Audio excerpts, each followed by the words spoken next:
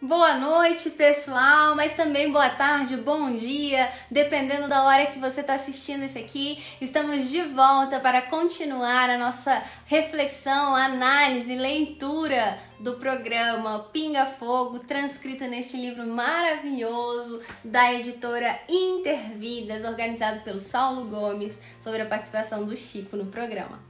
E continuando, agora vamos à pergunta de Reali Júnior sobre morte violenta de Arigó e espiritualistas.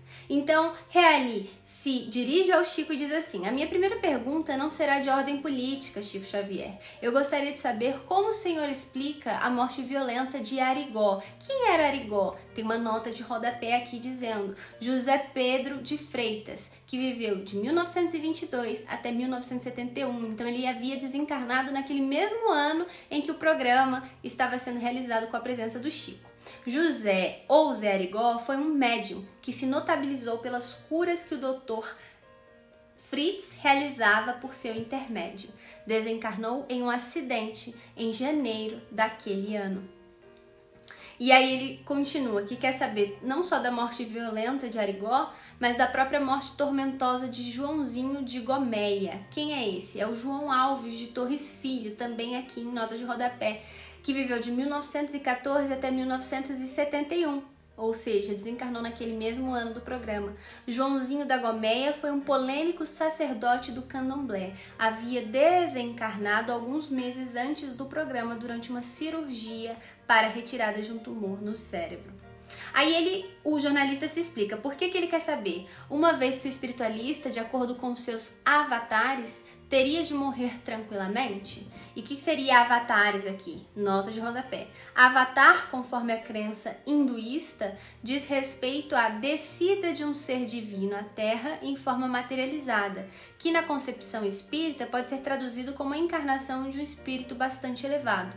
Nas palavras do jornalista, no entanto, avatares têm o sentido de mentores ou guias espirituais.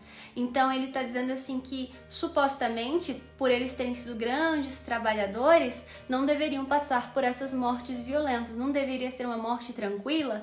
E o que o Chico responde? A pergunta está muito bem formulada e é naturalmente muito respeitada, mas conhecemos por informação a médium Ana Prado, em Belém do Pará, que foi responsável por fenômenos de materialização dos mais legítimos. Então o Chico está dizendo que ali era verdade, né? Era uma pessoa de boa fé que de fato estava passando pelo processo e trabalhando como médium de efeitos físicos, e que desencarnou num acidente de fogão, num problema de incêndio das próprias vestes, né? Então estava ali frente ao fogão e o fogo pegou em suas roupas e assim ela desencarnou. Eu quero dizer ao nosso caro entrevistador que o nosso ponto de vista religioso não nos isenta de execução das leis kármicas no campo de nossos destinos. Podemos realmente trabalhar muito, fazer muito por determinada ideia, por determinado setor da educação religiosa ou de educação social e em qualquer outro campo do progresso humano, mas não estamos isentos. A mediunidade não nos isenta com privilégios especiais com respeito à desencarnação. E devo acrescentar também que, sem aplaudir o sofrimento dos nossos irmãos que partiram de maneira tão comovedora para nós todos, perguntamos-nos, não seria este o processo de aliviá-los ou defendê-los ou premuni-los contra provações que dentro da lei do karma seriam para eles muito maiores se eles continuassem na Terra? Se eu tiver, por exemplo, um problema circulatório que me iniba de trabalhar durante alguns anos, que me transforme o corpo num tropeço para aqueles que me amam, conquanto eu saiba que todos aqueles que me amam terão muito prazer em me ajudarem, intimamente não seria melhor para mim que a misericórdia de Deus, os seus emissários, me cassassem essa possibilidade de permanecer muitos anos na Terra dentro de um regime de inutilidade, auxiliando-me a partir de um momento para outro? Refiro-me à minha pessoa, conquanto não deseje a morte violenta para pessoa alguma.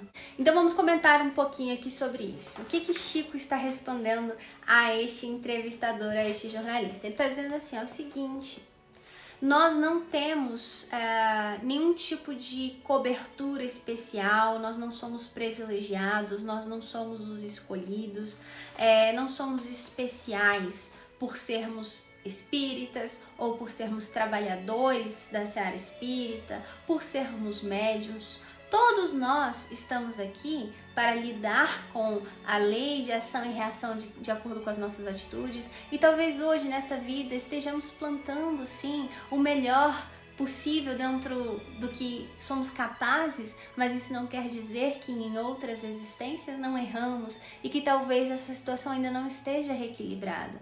E dentro desse processo da lei de justiça e desse amor que transcende além do nosso entendimento, tenhamos que passar por certos momentos difíceis de dor e inclusive de desencarnes mais turbulentos, e isso para a nossa alma é altamente benéfico, ainda que não aparente. Nós que ainda somos muito apegados à matéria, muito possessivos, tendemos a ver a morte como algo ruim, e principalmente quando se dá em processos mais violentos e mais difíceis, nós tendemos a lamentar ainda mais, mas não sabemos que por cima de tudo há uma providência divina, uma previdência que tudo prevê, que sabe exatamente como deve se dar. E sabemos que nada acontece sem a vontade do nosso Pai, então quando Ele permite é porque é exatamente como nós precisávamos. Lembrando que quando esses desencarnes são causados por outras pessoas, por terceiros, por irmãos nossos,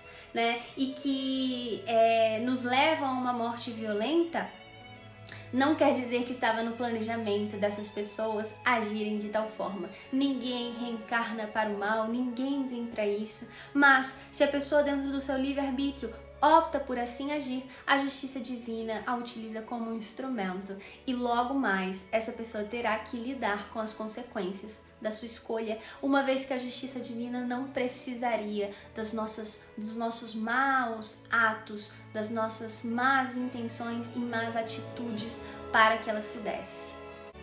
Então somos todos falíveis e todos podemos passar por momentos turbulentos. Não há preferidos, porque Deus nos ama de igual forma a todos. Tá lá naquela passagem de Mateus capítulo 5, versículo 45, quando Jesus disse que Deus permite o seu sol raiar sobre bons e maus e a chuva cair sobre justos e injustos.